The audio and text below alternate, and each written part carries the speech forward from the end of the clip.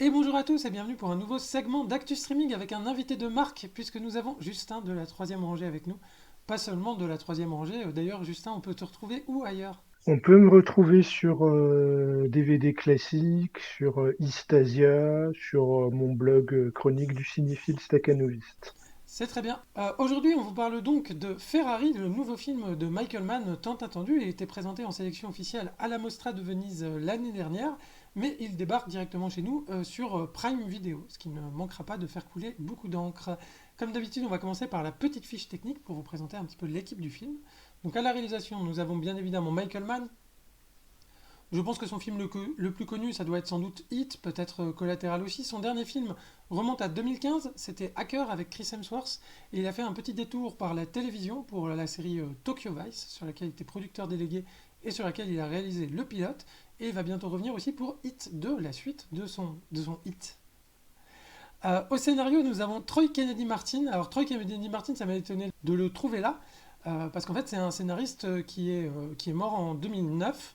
Et en fait, ça nous indique que ce projet en fait, est un projet très ancien pour Michael Mann, qu'il a voulu ramener, puisqu'il a commencé à travailler sur le script dans les années 2000, et donc avec ce scénariste Troy Kennedy Martin, qui est surtout connu pour le scénario de The Italian Job, connu en français sous le nom L'Orse Bar. Je parle de l'original et pas du remake Braquage à l'italienne que vous Ah connaissez oui, il est peut-être. vraiment vieux, quoi, du coup. Ouais, ouais, ouais. Également Double Détente avec Schwarzenegger, et également la série Edge of Darkness qui avait été portée à l'écran avec Mel Gibson. Et Michael Mann a co-développé le scénario, même s'il n'est pas crédité. C'est d'après une biographie qui est écrite par Brock Yates, puisqu'on va parler de Monsieur Enzo Ferrari. Donc on a un matériel biographique. À la photographie, nous avons Eric Messerschmidt. C'est le directeur photo de Fincher. On vous en a déjà parlé pour le tout premier Actu Streaming, puisque c'était lui qui avait fait la photographie de The Killer. Et il a eu l'Oscar pour le film Manque de David Fincher. Au montage, nous avons Pietro Scalia. Son premier gros crédit, alors, et non des moindres, c'était JFK d'Oliver Stone, pour lequel il avait reçu l'Oscar du meilleur montage. Et ensuite, il est devenu monteur régulier de Ridley Scott. Notamment, il a travaillé sur Gladiator. Et il a également eu un Oscar pour La Chute du Faucon Noir. Alors, c'est quelqu'un qui travaille surtout sur des énormes films, parce que j'ai regardé alors, tous les films qu'il a fait depuis 2005. Il en a fait une vingtaine. Je les ai littéralement tous vus. À la musique, nous avons Daniel Pemberton. C'est un Britannique qui a commencé à la télé dans les années 90. Ensuite, on lui doit une bande originale de jeux vidéo, parce que j'ai envie de caser ça dans les anecdotes. Le jeu vidéo The Movies, qui vous proposait de gérer vous-même votre propre studio de cinéma et de faire vos machinimas. Euh, Assez mythique à l'époque comme jeu. Son premier gros crédit au cinéma, c'est La Maison des Ombres, donc c'est plutôt récent. Après Cartel de Ridley Scott, Agents très spéciaux de Guy Ritchie, Ocean's 8 et plus récemment, la bande originale des deux dessins animés Spider-Man, Into the Spider-Verse et Across the Spider-Verse. Il a également été nommé à l'Oscar de la meilleure musique pour Les 7 de Chicago. On passe au casting. Au casting, nous avons Adam Driver, Penelope Cruz, Shailene Woodley, qui sont à peu près aussi italiens que moi, hein, tous ces gens-là. Et nous avons Jack O'Connell, qui, Dieu merci, joue un personnage qui s'appelle Peter Collins, ce qui est déjà un peu plus crédible. Nous avons Sarah Gaydon, et nous avons Patrick Dempsey, pas très italien, Patrick Dempsey qu'on connaît de Grey's Anatomy, mais qu'on connaît également parce que c'est un pilote automobile qui participe régulièrement aux 24 heures du Mans. Et ben voilà, c'était pour la fiche technique. Du coup, comme d'habitude, est-ce que je lance Nam sur le pitch? Allez. Le film commence pendant une course qui se déroule dans les années 30, si je dis pas de bêtises, Mhm. durant laquelle on peut voir que Adam Driver, du coup, qui joue Ferrari, surtout ça nous rappelle que ce Ferrari était un pilote avant d'être un chef d'entreprise. Et puis, ils ont utilisé des images de courses d'époque avec des incrustations un peu moches, les incrustations. Ça se voit beaucoup, je trouve, quand même. Et après, on va suivre le film en 57, si je dis pas de bêtises. Oui, c'est ça. Époque durant laquelle Ferrari va être dans la panade pour plein de raisons, que ce soit parce qu'il y a des problèmes personnels ou parce que sa boîte est en difficulté. Et petit problème personnel dès le début du film, il se réveille à côté d'une femme, c'est pas sa femme. Voilà, donc déjà ça commence bien. Il se réveille aux côtés donc, de Shailene Woodley, qui est sa femme secrète, avec lequel il a un enfant, sachant qu'il avait déjà eu un enfant avec sa première femme, qui lui était mort de maladie. Et ce qui va être un petit peu dans la matrice du film, en tout cas, ça va être un élément dramatique très important. Oui, Ah, la mort va être très présente dans le film. mm, mm. Ça va être un thème très récurrent. Bah, là, c'est sa femme officielle, jouée par Penelope Cruz, qui aime bien avoir un pistolet pour pouvoir peut-être un jour le tirer dessus. Voilà, donc j'ai le Donc, voilà, pistolet là, des hein. Ah bah rapports. on le voit pas parce qu'il est un peu caché, mais elle a le pistolet à la main. Et alors clairement, elle tire à côté pour le menacer. C'est leur première rencontre, c'est ça. On comprend que le couple a une dynamique un peu particulière. Et il s'avère que donc Ferrari est une entreprise qui fait des voitures de course et des voitures de luxe. Et en fait, la vente de voitures de luxe leur permet de financer les courses, parce que son truc, c'est vraiment les courses de voitures, les courses professionnelles. Et bah, il commence à plus avoir d'argent. Et l'argent va être un problème. Et en plus, on voit qu'il a pas mal de pression de la part de pas mal de gens. Un homme avec beaucoup de problèmes et de responsabilités. Mais après, en même temps, ce qui est plutôt marrant dans la manière dont c'est fait, c'est qu'en fait, il va passer son temps à se déplacer d'un endroit à l'autre et à croiser des gens. Il y a plein de gens qui vont venir lui parler. Et il va parler à plein de gens. C'est beaucoup de dialogue quand même dans ce film. Alors du coup, Euh, est-ce que tu veux me dire que oui. c'est un biopic d'entrepreneur un peu à la Aaron Sorkin ou pas du tout? Oui, oui, bah, il y a un petit peu de ça, on peut dire. Après, il y a quand même l'aspect course de voiture qui donne un petit plus au film. On va voir Et c'est le les vieilles. dernier, ben, c'est le dernier tiers du film, c'est vraiment la course de voiture, mais là, on va dire une grande partie du film, ça pose les enjeux intimes et professionnels. En fait, on voit l'enjeu en quoi se joue l'enjeu de la course finalement, puisqu'on voit les enjeux professionnels au niveau de l'entreprise où il faut qu'il remporte cette course pour être crédible, pour se renflouer, pour avoir des crédits des entrepreneurs, pour agrandir son entreprise. Et il y a aussi l'enjeu intime avec ces deux foyers, les deux foyers entre lesquels il se partage et où il est amené à devoir faire un choix. En tout cas, la pression de son deuxième foyer par rapport à son fils qui doit prendre son nom ou pas. Et donc, et ce qu'on n'a pas dit, c'est que c'est la madame, en tout cas la madame officielle qui tient les cordes de la bourse, ce qui change un Oui, peu de d'habitude parmi les héros un peu parce que les héros de Michael Mann c'est un peu ça, hein, c'est les professionnels jusqu'au bout des ongles et qui limitent robotiques quoi et puis qui finissent par qui se déshumanisent complètement et en général c'est au moment où ils commencent à s'humaniser où ils ressentent malgré tout ce besoin-là où ils touchent du doigt peut-être un bonheur de Monsieur Tout-le-Monde, et c'est à ce moment-là qu'ils perdent tout. C'est souvent ça dans les structures de ces films les plus connus, que je pense à bah, Le Solitaire, enfin je sais pas si sur ce que vous avez vu, il y a Le Solitaire, il y avait évidemment Hit, où c'est vraiment archétype de ça avec les deux personnages de Al Pacino et Robert De Niro. Il y a Collatéral aussi, on a cette figure-là du professionnel jusqu'au bout des ongles.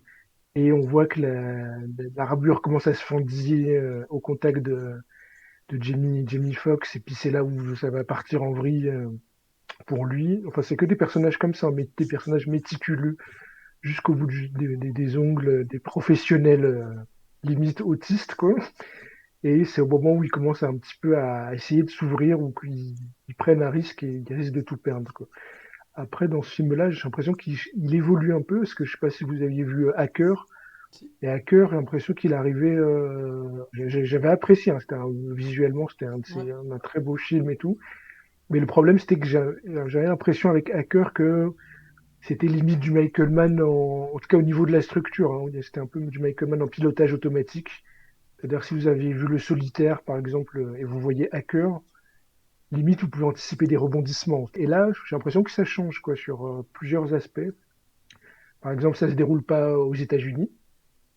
Ça se déroule. Donc, c'est quoi? C'est Modène, non, la ville En tout cas, italienne? c'est dans ce coin-là. Et à la fin, il va s'installer effectivement avec sa nouvelle femme, on va dire, à Modène. Ouais. Et oui, mais en tout cas, il y a un cadre italien. Donc, on n'a pas des effets, on va dire là, que l'imagerie qu'on connaît de Michael Mann, c'est-à-dire l'imagerie urbaine, Hmm. l'imagerie, le paysage américain urbain, avec tout ce qui est photo bleutée, comme vous connaissez, hein, même des figures imposées qu'on peut avoir chez Michael Mann avec les plages, les baies vitrées, qu'on a par exemple dans Manhunter, dans Heat. Ouais, là, c'est au contraire, il y a un côté latin, il y a un côté latin, il y a un côté ensoleillé avec ce paysage italien, ce cadre italien.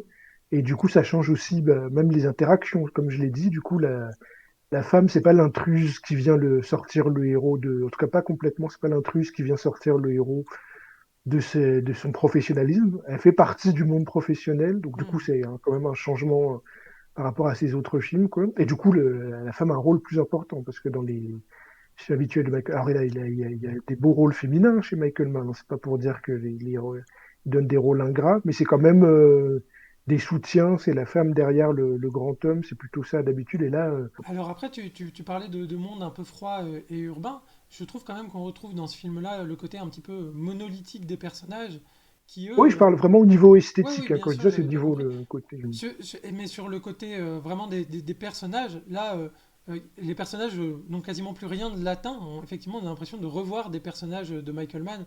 Lui, d'ailleurs, avec ses cheveux un peu cendrés, fait presque penser... et ses lunettes de soleil. On pourrait penser à Tom Cruise dans Collateral. Et d'ailleurs, le film va être assez... euh, c'est un film où ça bavarde beaucoup, mais c'est un film aussi qui est parfois poseur, par moment, où ça va être juste Ferrari qui met ses lunettes de soleil et qui regarde dans le lointain, on va dire. Bah, c'est pas innocent les lunettes de soleil, hein. C'est parce que quand il les met, c'est justement au moment où il passe en mode pro. Quand je dis Hmm. déshumanisé, c'était des moments, par exemple, il les porte pas quand il est avec sa dans l'intimité, il les porte pas. Il endosse son personnage d'Enzo Ferrari, le personnage public, quoi, qui doit être imperturbable, qui doit être justement ce côté déshumanisé dont on a parlé. Mais dans l'intimité, il se montre.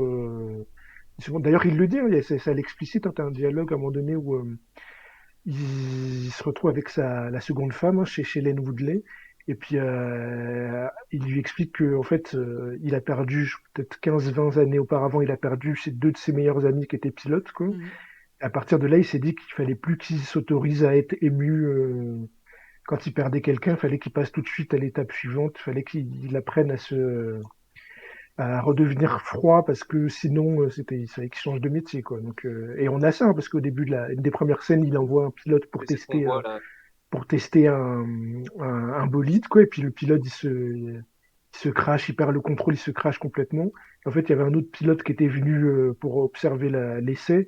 Et tout de suite, il l'embauche dans la foulée, quoi. Donc, Truc, pour le coup, le film, je pense, le transmet assez bien. À quel point les voitures à l'époque étaient dangereuses. D'une part parce qu'ils n'avaient pas de ceinture et d'autre part parce que voilà, niveau adhérence, enfin, il y a plein de techniques qu'on a aujourd'hui qu'ils n'avaient pas à l'époque. Et c'était extrêmement dangereux et très mortel. Aussi, je trouve que alors, les biopics d'entrepreneurs, ça peut toujours être un petit peu casse-gueule, parce qu'on peut très bien partir sur la glorification de l'esprit d'entreprise sans jamais remettre en considération justement ce masque froid que peut parfois avoir l'entrepreneur ou cet aspect manipulatoire qu'il peut avoir. Et effectivement, le fait qu'il y ait des vies humaines qui soient immédiatement mises en jeu dans son activité professionnelle, ça donne un relief supplémentaire et ça montre que de toute façon, le film n'est pas, je pense qu'on peut le dire, une hagiographie d'Enzo Ferrari. En revanche, euh, je trouve que n'est pas suffisamment dialectisé le fait que, en fait, pourquoi il n'y a pas de sécurité à l'époque? C'est parce que à l'époque, dans les années, d'ailleurs, il y avait de la sécurité automobile nulle part dans les années 50.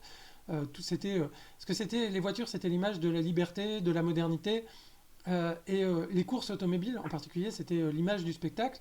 Et derrière, en fait, il y avait quand même un côté jeu du cirque qui était clairement assumé quoi, dans les courses automobiles. On y allait aussi pour voir des crashs, quoi, d'une certaine manière. Et tout cet aspect-là, en fait, cet aspect plus financier et un petit peu plus sombre, je trouve qu'on ne le revoit pas forcément dans le film. C'est-à-dire, on voit un personnage qui a effectivement des problèmes intimes, des problèmes techniques, éventuellement des problèmes financiers parce que de la manière dont il gère son entreprise, des fois il y a des problèmes de trésorerie, on va dire ça comme ça. Mais fondamentalement, je trouve qu'il manque un acteur dans le film qui est qu'est-ce qui crée, quel est le système qui crée tout ça. je suis pas complètement d'accord parce que la scène d'ouverture où on voit Enzo Ferrari piloter en noir et blanc, finalement, ça pose le truc. C'est-à-dire que alors c'est un entrepreneur, évidemment, il a monté Ferrari et tout ça. Mais en fait, c'est un passionné. Ah C'est-à-dire oui, que oui, c'est oui. pas quelqu'un qui. Parce que sinon, il construirait juste des voitures. Bon, il y a un dialogue qui le dit, hein. Lui, il dit que en fait, son objectif, c'est la course, quoi. Et son but, c'est la compétition. C'est même pas le profit financier. C'est-à-dire, il veut juste être suffisamment à flot pour continuer à faire des courses et à gagner des courses. Mais c'est pas, son intérêt, c'est pas l'argent. D'ailleurs, il y a même un dialogue à un moment donné, après une course perdue par ses pilotes, quoi, où à un moment donné, il les prend à partie dans ils ont une espèce de cantine où ils sont à part, où il les prend complètement à partie. Où il leur dit, voilà, votre problème, vous, c'est que vous êtes des gentlemen, quand on vous passe devant et que vous voyez que vous n'avez pas de place, vous forcez pas le passage parce que vous n'avez pas ce côté un peu fou qu'il faut avoir quand on est un compétiteur ou on est un risque tout, quoi. Compléter, effectivement, Ferrari est quelqu'un qui vient d'un milieu de... Son père avait un atelier de mécanique, donc très jeune, il était initié à la mécanique. Et effectivement, je pense que ce qui l'intéresse, même au-delà de la compétition, c'est vraiment fabriquer des voitures très Oui, il y a concrètement. le côté ingénieur, ouais, je suis Voilà. d'accord Donc complètement. Ouais, ouais. on pourrait effectivement revenir là-dessus. Juste, je vois quand même un petit décalage fond-forme dans le film. C'est-à-dire que lui n'est pas du tout intéressé par le luxe. Et d'ailleurs, quand on regarde des photos d'Enzo Ferrari et de sa femme, euh, c'est des gens qui ont des physiques tout à fait lambda. Là, le film joue quand même sur l'esthétique luxueuse de Ferrari en nous proposant euh, des acteurs hollywoodiens très élégants, très beaux, et toujours dans des cadres et dans des lieux extrêmement bourgeois, extrêmement beaux. Et en fait, du coup, j'ai un petit Après, peu... il a déjà fait plus clinquant que ça, hein, quand même, Michael Mann. Oui, Ça va, hein. bah, en termes de clinquant, oui, mais c'est plutôt en termes de représentation des milieux qu'il va Mm. fréquenter et de ce qu'il va mettre en avant. Euh, Moi, quand je vois le personnage de Ferrari joué par Adam Driver dans un beau costume italien taillé sur mesure, avec des belles lunettes et avec un chauffeur, c'est pas le passionné de mécanique que je vois, c'est quand même le chef d'entreprise avant tout, quoi. Ouais, mais quand il Businessman. est immergé, ouais, mais quand il est immergé, tu vois quand Oui, même bien sûr. que il y a plusieurs scènes qui soulignent ça. Quand il est avec son fils, où il commence à lui montrer, lui expliquer la mécanique d'une voiture, et puis il voit que son fils comprend, et tu vois qu'il est fier, il a la fierté, il a la fierté de son fils, parce que il voit que quand il lui explique la mécanique d'un moteur, d'une ingénierie, il voit que le fils comprend et lui pose des questions, tu sens que c'est quand même là où c'est quand même la flamme, la flamme elle est plutôt là, quand même, Mm, plutôt que mm. dans le côté entrepreneur. C'est Ok. le sentiment que j'ai, quoi. Ouais, après moi c'est vraiment plus sur la forme. Du coup, Nam, à toi. Oui, non, moi, je sais qu'il y a aussi un autre aspect, c'est le côté showman de Ferrari. Parce que le film va revenir aussi sur un aspect, c'est que c'est des courses d'automobile qui sont très médiatisées. Les dramas sont très médiatisés et il y a toujours des journalistes autour de lui, il y a toujours des gens qui viennent lui poser des questions. Et lui, il a un côté un peu, je sais pas si vous voyez Mitterrand en conférence de presse. Genre, toi, tu lèves la main, ouais, non, mais toi, je te parle pas, tu m'as posé une mauvaise question la dernière fois, du coup, je vais plutôt écouter lui. Il a ce côté-là un petit peu, genre petit chef avec les journalistes. Faulkner était là. Il y a un jeu avec les journalistes et c'est complètement le genre de choses qu'on retrouve, par exemple, encore aujourd'hui. Je sais pas si vous avez vu la série Formula One sur Netflix, mais on a complètement ce côté-là avec, bah oui, des personnages, des gens qui vont faire des déclarations choc, des informations qui vont être cachées, des dramas, des trucs. Tu retrouves vraiment cet aspect-là encore aujourd'hui. Enfin, mais du coup, le film tend à te montrer que c'est quelque chose qui existait déjà à l'époque et depuis pas mal de temps, parce qu'en plus, parce que les courses automobiles étaient déjà très populaires pas mal d'années avant le. Avant l'avènement de la Formule 1, c'est peut-être ça que tu veux dire. Oui, c'est ça. Mm, mm. Là, à l'image, effectivement, on voit la scène dont tu parlais, Justin.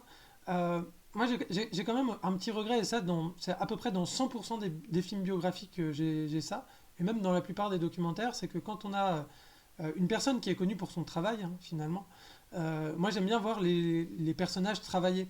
Et ce moment où il va expliquer effectivement à son fils le fonctionnement du moteur, bah, c'est à peu près le seul moment, à part quelques moments où il va passer à l'atelier aussi, on va le voir vraiment travailler. Et moi je trouve que dans un film, surtout où... En fait, je me pose la question de est-ce que c'est parce qu'il est devenu entrepreneur et du coup, en fait, il travaille plus vraiment, c'est plus vraiment lui qui fait le truc dans les usines, il a des ingénieurs qui travaillent pour lui et maintenant il ne fait plus effectivement que des relations publiques et donc il est devenu inutile. Mais dans ces cas-là, c'est pas forcément montré dans le film que. Mais Bah, j'ai l'impression que lui, il met plutôt le cap, quoi. Il met plutôt le cap, mais il met ouais. plus les mains dans le cambouis, quoi. Mais il met le cap sur ce qu'il veut. Mm.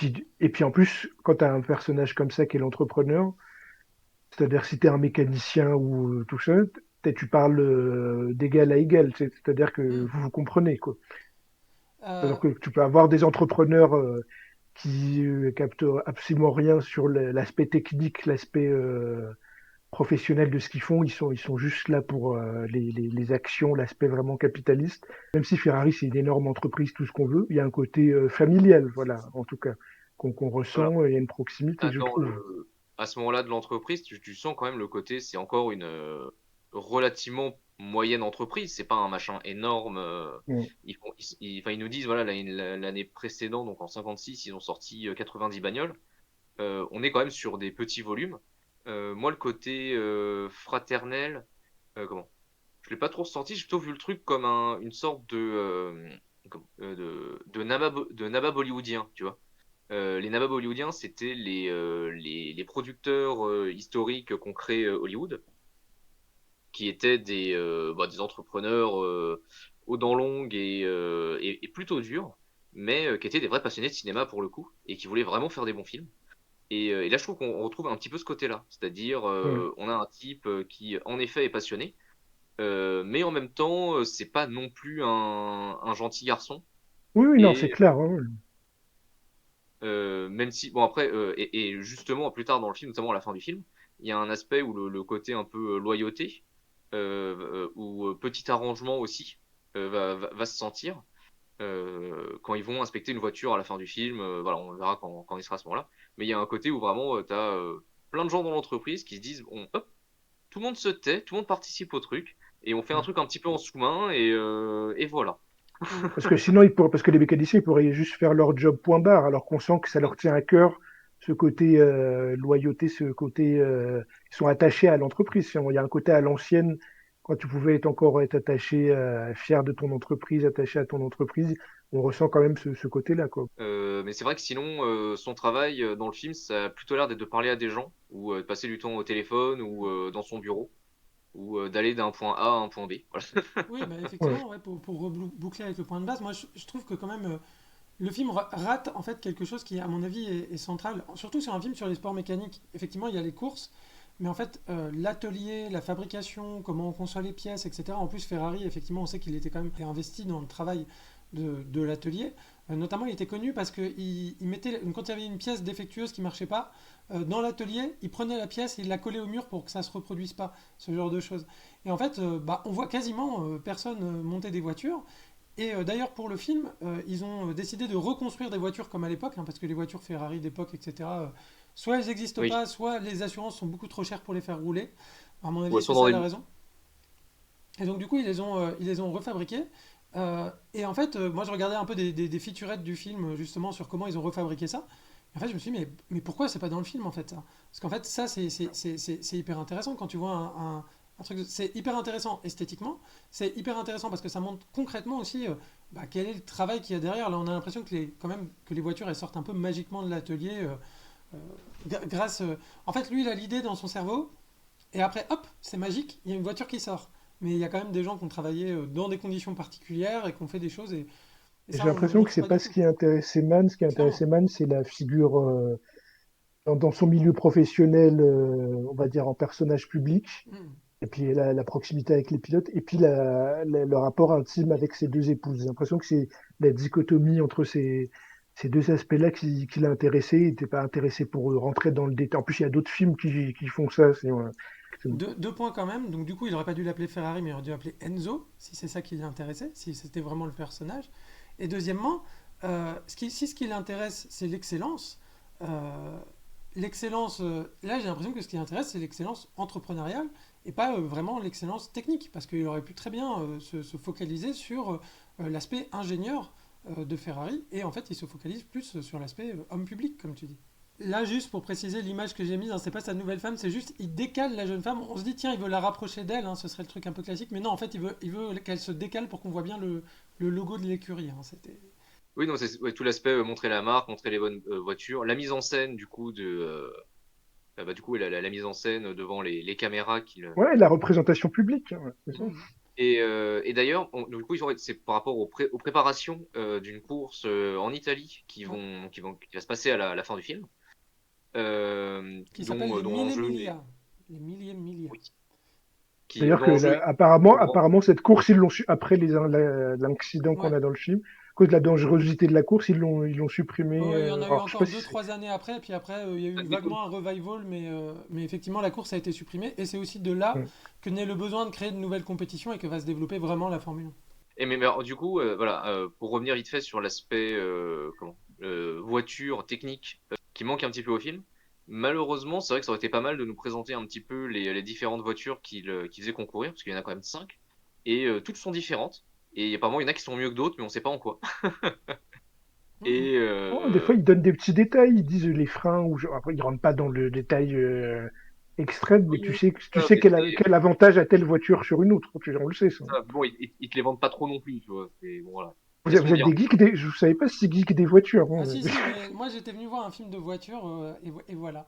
Euh, Alors moi, je n'étais pas surpris qu'ils s'attardent plus sur l'humain que bien sûr. la machine. Par ailleurs, nous arrivons donc sur le climax du film, qui va être donc cette course au final, avec, là je vous présente le pire foreshadowing de l'histoire du cinéma, hein, puisque le gars écrit une lettre en mettant «Si jamais je meurs, bah, figurez-vous qu'il va mourir». C'est incroyable.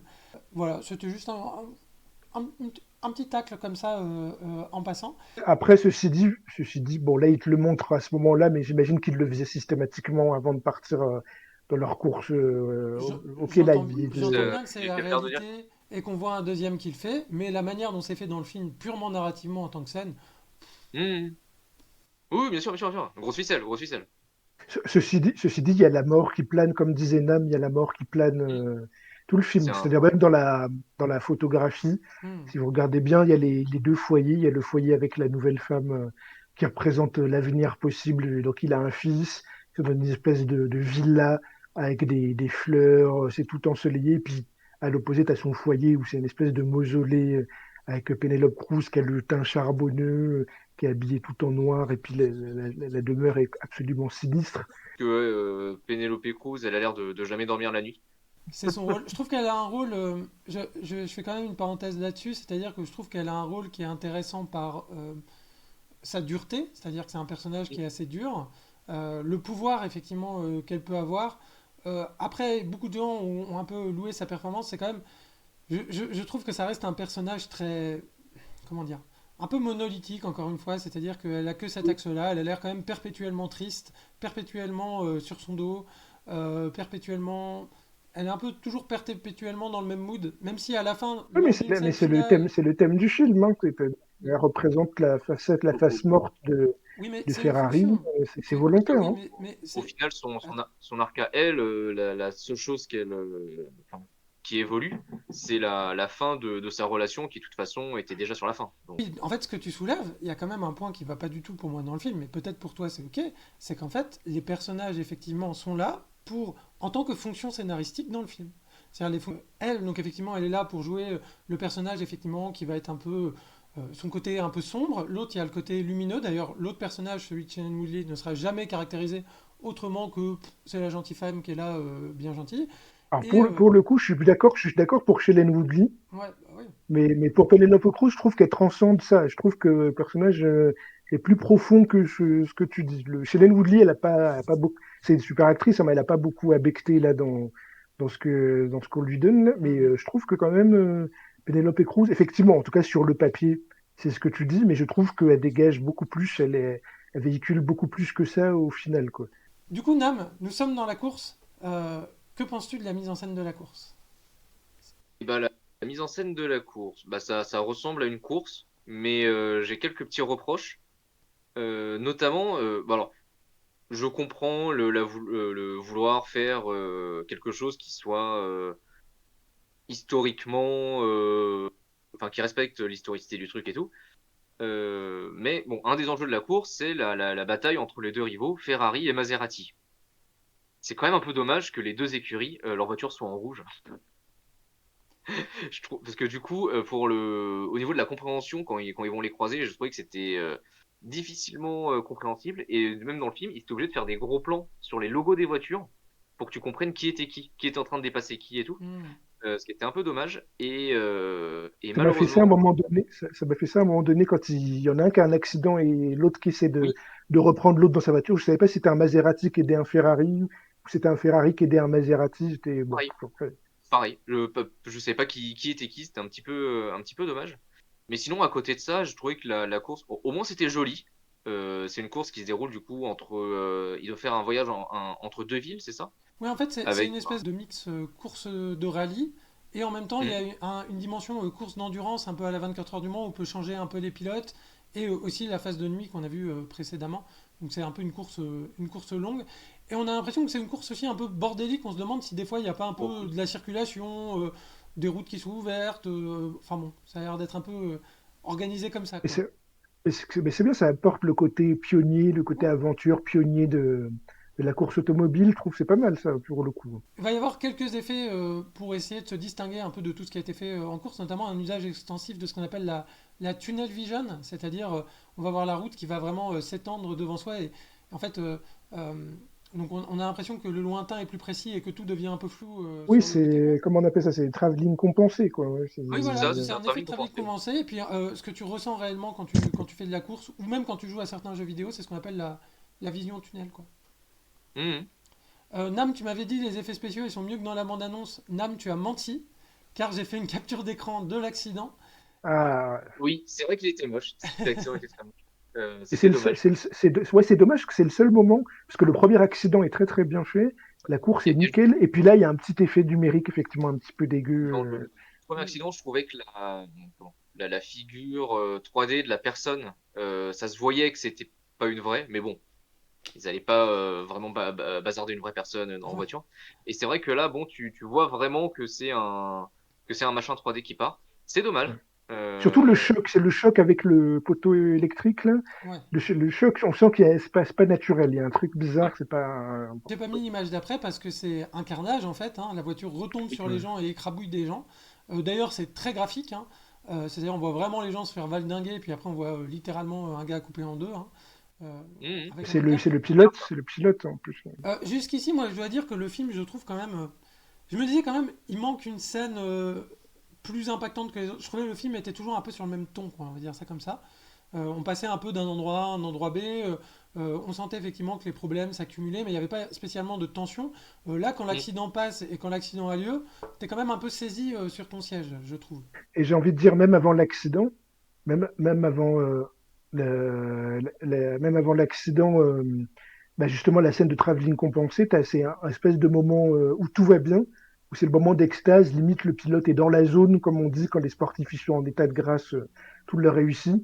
Et ce moment-là, c'est fait pour te faire comprendre ça, c'est pour te dire que là, c'est espèce de la plénitude du sportif en pleine possession de ses moyens. Hmm. Il fait plus qu'un avec son véhicule, tout va bien. Et puis c'est là où il y a un petit machin Mais sur la route et c'est là où tout s'effondre, quoi. cet accident, il vient clore le thème de la mort qui était présent dans tout le film. Donc ça, c'est le passage dont je parlais avant, sans le citer, Ouais. où il y a vraiment un aspect loyauté de la compagnie, parce qu'en fait, ils vont récupérer la voiture de l'accident avant que la police le récupère pour voir ce qui s'est passé. La question étant, est-ce que c'est de notre faute ou pas? C'est intéressant parce que c'est le seul moment où on sort tout d'un coup du point de vue ou des enjeux qui concernent directement Ferrari. C'est-à-dire que tu as un Oui, aparté avec une petite famille qui est à côté, qui prend son repas, et puis tu comprends qu'ils habitent juste à côté de là où la course va passer. Et puis tu peux te demander, mais pourquoi tout d'un coup, est-ce qu'on nous introduit des nouveaux personnages qu'on n'avait pas oui. vu venir, qui n'étaient pas inclus dans Voilà. l'histoire, où on se pose la question. Et en fait, non, non, tout d'un coup, c'est-à-dire qu'il nous fait une petite scène, on s'attache je sais pas, en 2 minutes, on s'attache à une petite famille comme ça, juste pour nous faire comprendre que tout d'un coup, ça implique d'autres, le monde extérieur aussi, et qui peut être percuté dans les deux sens du terme. Alors par contre, on va se battre parce qu'en fait, moi, cette scène-là, vraiment, j'ai trouvé vraiment pas bien du tout en fait la scène avec la famille. Et en fait, j'ai essayé de me dire qu'est-ce qu'intéresse finalement Michael Mann dans le film. Et vous avez beaucoup parlé de mort, de deuil notamment. Et moi, je pense que fondamentalement, c'est un film sur la famille. C'est-à-dire, effectivement, c'est un homme qui a une double vie familiale. Et d'ailleurs, à un Mhm. moment, il y a un des personnages, un des gars de l'atelier qui lui dit, mais tu sais, les gens qui travaillent pour toi ici, ils ont une famille et donc ils ont besoin de stabilité. Et en fait, il y a un espèce de continuum qui se crée entre lui qui crée une double famille et donc qui quitte la structure familiale traditionnelle pour ses ambitions ou son plaisir personnel, on appelle ça comme on veut, Mhm. et cette petite famille qui va se retrouver, qui va perdre un enfant à cause de ça, qui est une famille d'ailleurs qui est dans la même configuration, donc deux parents, deux enfants, deux garçons, le plus grand qui va mourir, donc la même configuration qu'Enzo Ferrari. Et donc il y a un continuum qui est créé entre les deux, qui fera même dire au personnage de Penelope Cruz et de Adam Driver dans cette scène-là que j'affiche à l'écran, mais est-ce que c'est Dieu qui nous punit pour ce qu'on a fait? Et en fait, cette réflexion sur cette espèce de réflexion pour dire qu'en fait, c'est parce qu'il a brisé sa famille que quelque part ces drames se sont annoncés devant lui et que la structure familiale est Je, le seul garant de je- la stabilité. Moi, le problème, c'est que il a créé une famille professionnelle et deux familles intimes. Et en fait, il se rend compte que quand ses employés lui disent on a besoin de stabilité, c'est-à-dire qu'en fait, il lui recommande, sans le dire, de rester avec sa femme parce qu'en plus, c'est elle qui tient les cordons de la bourse et ça stabiliserait l'entreprise. C'est dans ce sens-là qu'ils disent ça. de vue, Et son en plus, ce interprétation. côté-là, c'est le côté, on va dire, traditionnel italien, hein. C'est le côté catholique italien. Et au contraire, lui, il transgresse ça pour le coup. Là. Pour le coup, D'accord, le effectivement, le co- personnage d'Enzo transgresse ça, mais c'est présenté dans le film comme étant quelque chose de négatif. pourquoi, à ton avis, quand il va dans sa nouvelle famille, tout est lumineux, il y a des fleurs, tout est positif finalement, il respire. Et même lui, il est plus humain à ce moment-là, C'est ça. il se déride complètement. Et pourquoi, quand il retourne dans l'autre, sa vraie famille officielle, tout est sombre, tout est sinistre, tout va mal. Il y a bien une raison pour ça, hein. C'est que le côté traditionnel, il s'y retrouve pas. Oui, lui, de son point de vue, effectivement, psychologique, je suis d'accord. Quand même, à la fin, ce qui vient le sauver, ce qui le sauve de ce drame qu'il y a eu, c'est effectivement le fait que il tranche finalement en faveur de sa nouvelle famille et recrée une nouvelle structure familiale. Ok, donc je disais en fait que en fait, il y avait les deux côtés qui se rejoignaient. Il y avait le côté, parce que c'est un des thèmes du film, même si pour le coup, là, c'est un reproche que j'ai. Il y a quelques scènes avec le nouveau fils. Je trouve parce qu'il y a le thème de la passation, finalement, qui est Mm. important. Et je trouve que ça aurait pu être plus creusé. Enfin, il y a des belles scènes, hein. Il y a des belles scènes, la scène où il explique l'ingénierie et tout ça. Mais je trouve que ça aurait pu être un peu plus approfondi, parce que là, ça fait une très belle dernière scène. Et on se dit qu'on aurait aimé en avoir plus dans le reste du film, dans ce qui précède. C'est-à-dire que tu as le côté de la passation avec le nouveau fils, et il y a le côté de la mort, justement cette mort, et ce côté qui le hante de son ancienne vie, de son ancien foyer. Puis tu as le renouveau, en plus, t'as l'ombre et la lumière, en plus, hein, c'est intéressant, quoi. T'as le côté un peu ombre avec le caveau, quoi, et puis t'as le soleil derrière et tout ça. Je pense que c'est pas innocent. Et puis t'as cette dichotomie-là qui se rejoue en une scène, quoi, à la fois dans les enjeux, même dans la composition du plan, je trouve, et le fait que tu as de nouveaux fils, il y a un côté passation qui est assez beau, qui se joue dans cette dernière scène, quoi. Je veux juste vous demander, vous, comment, parce que moi, pour moi, par exemple, dans la carrière de Michael Mann, je pense que alors j'ai apprécié le film, hein, mais je pense que c'est mineur. Je le classe dans les Ali, par exemple, avec son autre biopic, gros biopic qui est Ali. Ouais, je le classe avec ça. C'est mieux que Public Enemies et c'est au niveau de Ali, quoi. C'est pas un Michael Mann majeur, même si j'ai apprécié. J'ai vraiment apprécié le film, et je pense que voilà, ça ne restera pas parmi ses chefs-d'œuvre. Moi, pour répondre à ta question, ouais, effectivement, je trouve que c'est mineur, mais moi, très honnêtement, j'ai pas trop aimé le film en fait parce que je trouve que euh, c'est pas que je comprends ce qui a intéressé Michael Mann dans le sujet. Je comprends les thématiques effectivement qui lui sont chères et comment ça s'articule avec sa filmographie. En revanche, je trouve que c'est pas le film aurait pas dû être sur ce sujet-là en fait. En fait, euh, Ah moi ben là, je suis désolé, mais les affaires de double vie tu de réclames le Ferrari, j'en film ai que rien tu à aurais faire. voulu voir, là. Ah oui, oui, mais je réclame le film que j'aurais voulu voir. C'est-à-dire que je pense que le film s'est trompé de sujet et nous a servi un film sur un mec qui a une double famille et que c'est un truc qu'on a vu 50 000 fois. Sans que ce soit Ferrari. Alors là, effectivement, le fait que ce soit Ferrari apporte une dimension supplémentaire, mais je trouve que c'est traité un peu de la même manière. Et moi, très honnêtement, en plus, bon, j'ai un peu cité les défauts que j'ai trouvés au fil de la critique, quoi. C'est-à-dire que euh, je trouve que le film a un ton toujours assez monocorde, à part à la fin où il y a effectivement cette scène qui est un petit peu saisissante, Delta, quelques effets malheureux. Euh, et je trouve que le film en fait devient même intéressant à partir de là en fait. C'est-à-dire que je trouve que limite ça aurait peut-être dû être le point de départ du film plutôt que le point d'arrivée. Et je me suis retrouvé dans un biopic où j'ai l'impression qu'on est chercher j'ai eu un peu le même effet avec le First Man de Damien Chazelle, qui est un film sur le deuil, où Neil Armstrong fait le deuil de son enfant et va sur la Lune. Sauf que dans First Man, il y a quand même l'histoire de l'astronaute, quoi. L'histoire de l'astronaute, elle est là. Et moi, là, l'histoire de l'entrepreneur, je l'ai pas du tout, quoi. J'ai pas du tout l'histoire de Ferrari dans le film. Et d'ailleurs, lui, il a dit à la Mostra, il a dit, ce film, c'est pas un biopic, c'est 3 mois de la vie d'une personne, et ce qui m'intéresse, c'est Bah la oui, en personne. plus, bah Ah oui, oui, je parce suis que je suis d'accord. d'accord que c'est pas un biopic. Il a capturé un Je moment suis d'accord. précis de la vie de Ferrari, et ce Mais, qui se jouait à ce moment-là, mais c'est pas un biopic, mais sa effectivement. vie, je suis désolé, mais je la trouve pas intéressante, en fait. Tout Ah bon, simplement. après, ça. Ah, ça, c'est les goûts, hein, mais vraiment, je me dis, c'est pas ça qui est intéressant dans sa vie, en tout cas. Et je le dis d'ailleurs souvent sur les films où il y a des grands noms, sur les films biographiques, c'est-à-dire que les gens, en général, sont connus pour leur travail. Leur personnalité, on n'en a pas grand-chose à faire. Qu'on ait envie de faire un film sur une thématique qui peut, universelle, qui peut s'adresser à tout le monde, à travers le prisme de quelqu'un de connu, pourquoi pas, après tout. Ça peut être intéressant. Sauf que là, moi, des films avec des personnes qui ont une double vie, une double famille, etc., j'en ai vu des beaucoup plus complexes, beaucoup plus intéressants. Et, et- et là, finalement, j'ai presque l'impression que la vie du personnage réel vient parasiter le récit qu'il voudrait faire, quoi. Enfin, bon, moi, c'est mon avis. Donc, effectivement, Mm, pour répondre à ta question, je trouve que c'est plutôt un Michael Mann mm. mineur. Et moi, j'irais même un peu plus loin. Je trouve que c'est un Michael Mann raté, en fait.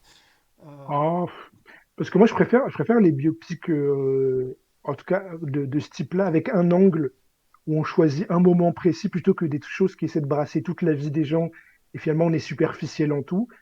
Là, effectivement, bah, tu es peut-être frustré sur l'aspect Formule 1, mais au moins il y a un angle qu'il a choisi, qu'il a creusé, plutôt que d'essayer de tout brasser et puis de parler concrètement de rien. Moi, je préfère, je alors, préfère ça. Ouais. je suis d'accord avec toi et en même temps je suis pas d'accord. C'est-à-dire que effectivement je préfère qu'il ait pris un moment précis pour parler du personnage parce que c'est plus intéressant de le suivre, de voir un peu son évolution psychologique. En plus c'est un événement marquant. Donc ça je suis assez d'accord. En revanche moi ce que je préfère encore, c'est les biopics qui vont vraiment s'étendre sur tous les aspects de la vie du personnage. C'est-à-dire que même dans leur trivialité. Et là, je trouve qu'on voit, et ça, je trouve que c'est une occasion manquée dans le film. Justement, on le voit sur une période resserrée. On le voit, il est toujours en travail, il est toujours en train de gérer ses affaires de famille un peu complexes. En fait, il court toujours à droite, à gauche, et il n'y a pas vraiment un moment où il vit normalement. Et en fait, moi, je Ah, je vois pas suis trop pas la vie, d'accord. quoi. Ben, je suis pas totalement d'accord parce que quand il est avec la deuxième famille, il y a des moments apaisés, il y a des moments un peu relâchés. C'est le seul moment où il est humanisé, où on le voit sourire, où on le voit.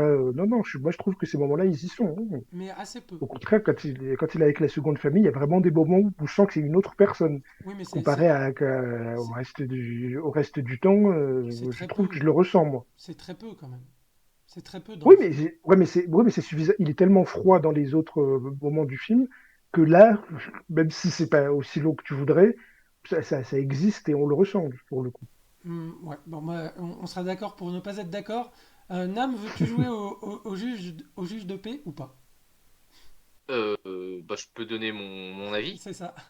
Moi, je trouve quand même que c'est un film où, malheureusement, l'événement qui termine le film, le climax du film, bah, en fait, ça aurait limite pu être l'événement perturbateur. Je suis plutôt d'accord pour Ouais. dire que malheureusement, ça arrive trop tard dans le film. Je trouve que, alors, Justin, tu dis que il resserre le sujet. Moi, je trouve qu'en fait, le sujet est très éclaté. Euh, Ce qui est en même temps un bon point dans le film. Parce que je pense que c'est en partie ce qui m'a permis de tenir tout le long sans m'ennuyer. Parce qu'en fait, les scènes avancent et t'as toujours plein de trucs et t'as plein d'arcs narratifs qui arrêtent pas de s'enchevêtrer. Après, moi, je dirais quand même que mon plus gros souci avec le film, c'est que bah, la vie d'Enzo Ferrari, j'en ai un peu rien à faire. Ah oui. Un peu même problème que moi, quoi, Mais finalement. malgré ça, voilà, comme j'ai dit, je me suis quand même pas ennuyé en voyant le film. C'était très bien fait, c'était très bien rythmé, c'était Après, moi, les je suis pas venu voir, parce que moi aussi, hein, la Formule 1, les courses de voitures, ça m'intéresse pas non plus. Toi, t'es venu pour Michael mais Mann ou...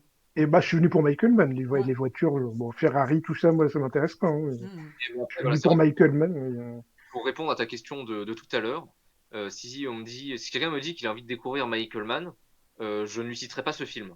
Oui, non, mais je suis d'accord hein, Est-ce avec qu'on ça. peut aussi dire quand même que... moi, c'est vrai que Michael Mann, c'est quand même plutôt un cinéaste que j'apprécie, mais moi, quand même, un point que je lui donnais, c'est qu'il y avait toujours quand même une inventivité visuelle. dans ces films. Je me rappelle de plans, de transitions, de séquences vraiment épiques. Là, dans le film, je trouve pas du tout que que la mise en scène soit de mauvaise qualité, mais en revanche, c'était un cinéaste qui, pour moi avait quand même un côté presque par moment expérimental quoi. Même avec les technologies, c'est un des premiers qui a été chercher le numérique sur Miami Vice, et qui a cherché des choses dans l'image qui bougeaient un peu les curseurs. Et là, pour le coup, je trouve que le film ne bouge pas du tout de curseur. Pas pour dire que c'est mal Alors, fait, parce que j'irai pas je suis, jusque-là, et je c'est pas suis, un je suis film d'a- de je suis plateau à ce d'accord. point. Ouais. Je suis d'accord avec ça sur le côté. Il a mis de côté son côté expérimentateur, mais ça me dérange pas. Pour une fois, il a voulu être plus sobre, parce que ça l'a perdu aussi, ce côté expérimentateur. Si on va par là, je pense à Public Enemies, où il a voulu l'idée, enfin, c'était audacieux sur le papier, de vouloir garder la patine un peu numérique à l'arrache, mais dans un film d'époque. Bon, le résultat n'était pas. Ou Moi, j'aime beaucoup, hein. Hacker, où il a voulu intérioriser le mouvement du piratage de l'intérieur en 3D. Je trouvais ça un petit peu raté dans Ah, moi, Hacker. j'ai adoré aussi. Donc, et puis moi, je trouve quand même qu'il se. Alors, autant je suis d'accord avec toi que formellement, c'est pas aussi expérimental qu'avant, mais je trouve qu'au niveau de, comme je disais au début, au niveau de la narration, au niveau du cadre, il sort quand même malgré tout de sa zone de confort, parce qu'il n'y a pas les effets habituels, les interactions, la dynamique habituelle que tu as entre les personnages. Je trouve qu'il y a quand même une évolution là-dessus. Nam, je J'en ai vois que une. tu sors un petit DVD. Est-ce que tu aurais une reco de fin d'épisode à nous faire? Oui, est-ce que vous reconnaissez? Vous reconnaissez ce film? Citizen Kane, Non. Oui. Ah si, c'est Citizen Kane? Citizen- Ah oui, il est Bah marqué oui, RKO. Je suis bête. C'est avec le refil, j'ai pas bien vu. Citizen Kane, du coup, voilà, un film, un biopic sur un riche qui n'existe pas, par Orson Welles. Certains disent que c'est le meilleur film de tous les temps. Hein, D'autres disent que c'est Paddington 2. certes, ou Shrek 2 pour certains aussi, mais bref. Euh, ah, les trolls. ce qui est sûr, c'est que Citizen Kane bah, est un grand film. En plus d'un grand film, c'est le premier film d'Orson Welles et c'est assez hallucinant pour un premier film. C'est un film bah, qui est très inventif visuellement, qui a pas trop vieilli pour un film sorti en 41. Et quand je dis qu'il a pas trop vieilli, c'est-à-dire que même au niveau du rythme, au moins dans sa première heure, on a quand même un rythme qui est très moderne, je Et trouve. puis tu as des inventions formelles incroyables, hein, les fondus enchaînés, Oui, oui. la villa de Xanadu. Il y a des choses Et assez folles, hein. c'est parti de ce genre de film où des fois tu vas voir des scènes et tu te dis mais comment ils ont fait ça? C'est Mm. quoi le truc? Et, Si et t'as souvent pas de les trucs. numérique et tout ça, les transitions, t'as des trucs incroyables, hein. Et donc voilà, donc je me suis dit, voilà, vu que c'était un film qui était quand même, somme toute, assez moyen, autant proposer un grand film. Voilà, Citizen Kane. Un riche pas très cool. Et Euh, euh, je te rejoins sur le fait que les films d'Orson Welles, j'en ai un peu gratté l'an dernier. Et t'as l'impression que ça a été fait il y a un an. Euh, bah oui, non mais c'est tellement, incroyable. C'était ouf. tellement en termes même de montage, c'est ultra efficace, ultra à la Mais, pointe. et en plus, ce qui est dingue avec Orson Welles, c'est que bon, il a été pas mal prolifique.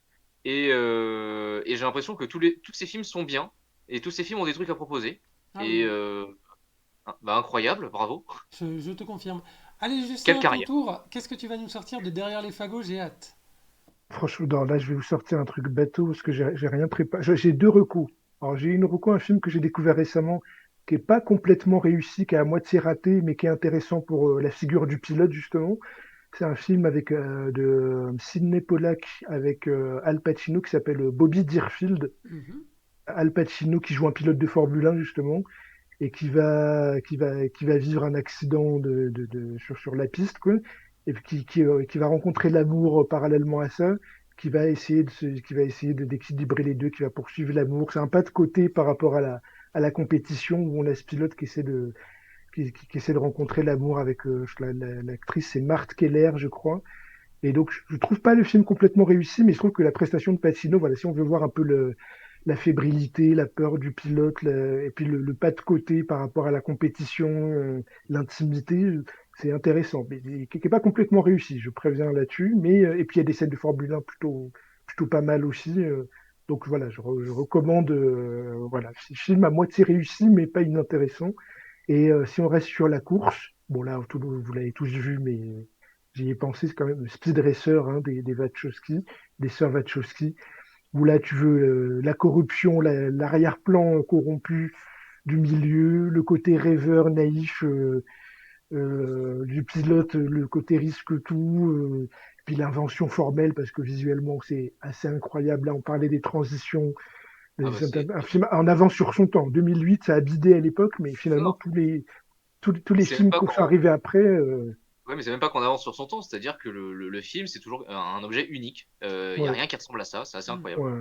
Mais malgré tout, il y a des choses qui ont été reprises, tu vois, dans des films qui sont 100% fond vert, genre des Marvel. Il y a des techniques, en tout cas, de filmage en studio qui ont fini par être reprises de ce film-là par la suite. Mais ce film, voilà, c'est un film complètement. Et la dernière scène, la dernière scène à la 2001 de l'Odyssée de l'espace, où en gros, t'oublies c'est-à-dire que les enjeux de qui a gagné, qui a perdu, t'oublies. C'est juste l'état de grâce du pilote avec son véhicule et qui est en paix avec lui-même. Tout d'un coup, tu as une espèce de scène psychédélique à la 2001. Hmm. Et il gagne la course, mais finalement, tu t'en fous qu'il gagne la course. C'est juste le côté que il a atteint l'objectif qu'il voulait d'être lui-même. Même la manière dont c'est irrationnel, la manière dont il est dernier de la course. Il réussit à doubler tout le monde d'une manière virtuose. Il se retrouve premier, puis tu as une espèce de scène complètement psyché qui arrive où tu veux comprendre l'état de grâce. Genre, t'es sportif et t'es dans la zone. Là, je pense que là, on l'a jamais mieux fait, quoi. Donc, Speed Racer et des sœurs Wachowski, bon, je pense, je le fais découvrir à personne, mais bon, c'est toujours bien d'y revenir. C'est Euh, leur meilleur pour moi, mieux que Matrix et tout ça. Ah ouais, ouais, tu vas. Mais c'est un film que j'aime bien aussi, hein. Bah, pour ma part, bah, deux recos, j'ai aussi deux recos très attendus en fait. Déjà, on en a parlé pendant le segment, le Ford versus Ferrari, Le Mans 66, avec comme producteur délégué, tiens, Michael Mann, le saviez-vous? Mais il Euh, était censé le faire à un moment donné, ouais. je crois que c'était pour ça qu'il était resté à la prod. Et finalement, il a voulu rester sur le côté biopic Mm, Ferrari. Et il a vu, c'était vraiment ce qu'il voulait faire. Du coup, mm, mm, c'est pour ça d'ailleurs que, comme on revient dessus, le côté ingénierie est pas tant que ça dans le film, mm. parce que c'était Ferrari qui l'intéressait, mais il était pas loin de le faire à un moment donné. Ouais, ouais, bah, et c'est un film justement qui, pour moi, euh, brasse tout ce qu'on peut attendre de ce genre de film. C'est-à-dire, c'est un film où on voit de la mécanique, on voit des tests, on voit des essais, on voit des courses. Les courses sont hyper impressionnantes.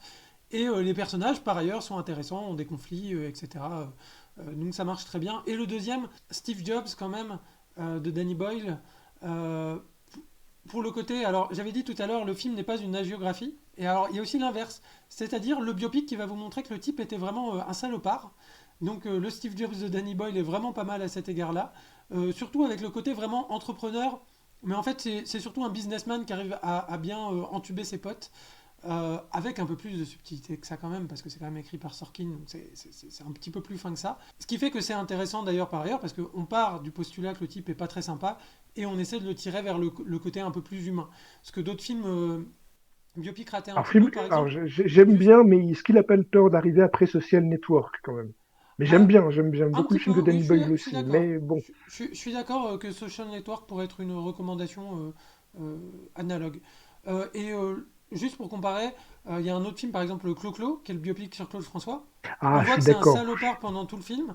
Mais alors là, j'ai quand même un doute parce que je me dis, mais du coup, pourquoi vous avez fait le film, quoi? Parce que Ouais, c'était pour détruire la c'est personne. ça mais c'est ça que j'avais bien aimé. Le C'est un sang. super biopic pour le coup, Clo-Clo, parce Ouais. qu'en plus tout est vrai, hein, c'est une ordure, le gars Ouais. est... Mais moi j'ai bien aimé ça. Pour le coup, ben, les gens des anciennes Claudettes, ou je sais pas, les fans qui étaient allés le voir en mode on va voir un film sur Clo-Clo, machin, autant aller voir, comment ça s'appelle, Podium, hein, si vous voulez ça. C'est ça. Parce que Clo-Clo, pour le coup, il le montre, c'est un salopard, hein, Ouais. effectivement. Donc j'avais cette question, hein. Donc voilà, pour compléter, on en a cité encore même plus que prévu.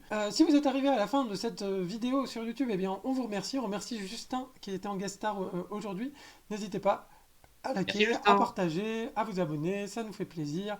Bye bye à tous, à bientôt et on continue sur ce rythme-là. Ciao ciao. Au revoir. Salut!